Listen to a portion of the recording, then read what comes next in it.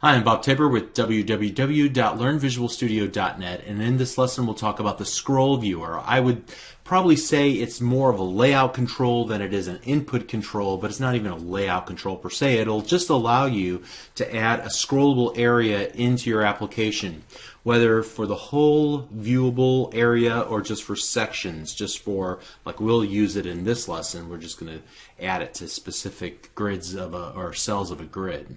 So as you can see, I have a new project called Scroll Viewer Example, and I'm going to replace the open grid tag by adding some row definitions and column definitions, which will give us a 2x2 grid. And in this first cell where the row is 0 and the column is 0, I'm going to paste in a scroll viewer control. You can kind of see it at work here. Now there is one little other part of setup. You can see here that I've got this financial.png. We used this in a previous example. I just needed an image, so I copied and pasted it into my assets folder. Now I'm accessing it in an image control, setting its height equal to 800, and I'm setting its stretch equal to none.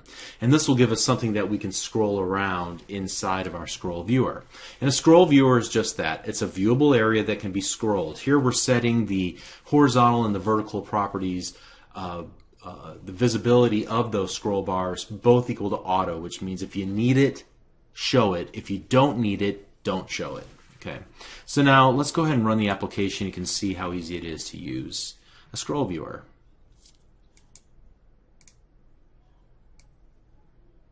Alright, so this roughly takes up 1/4 of the screen, and you can see now I have scroll bars vertically and horizontally, and I can move around the entire area.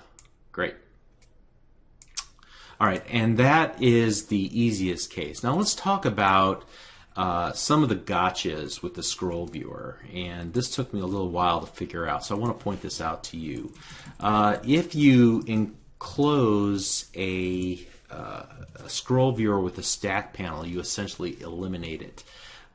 And so you can see here that I'm putting a stack panel in row 2, the second row, grid row equal 1, and the first column. And I have inside of that a scroll viewer with its horizontal and vertical scroll bar visibilities both set to auto.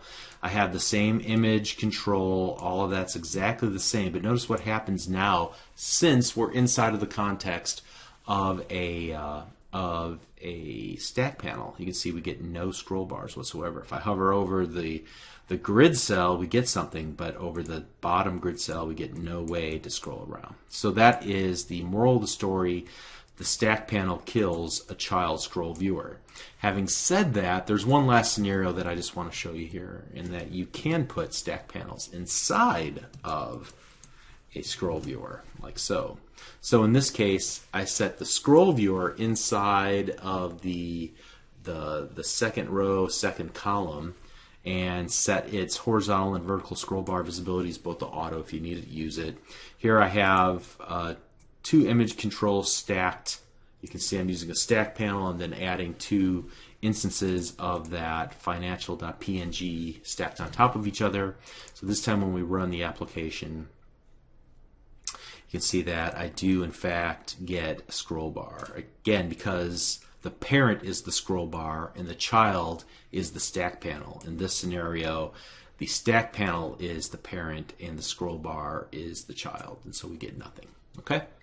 And we'll probably never use the scroll viewer quite like I did just now. Typically we'll use it in the entire viewable area inside of the Chrome of the applications window, or the entire application itself, in the case of in the phone form factor. Okay, so but the scroll viewer, very important. We'll be using this increasingly as we work through our applications, because we'll need to be scrolling through data potentially when we have lots of it, just like we saw in the news and the sports and the money apps. Okay, all right, that's all I wanted to say about the scroll viewer. Let's continue on the next lesson. Thanks.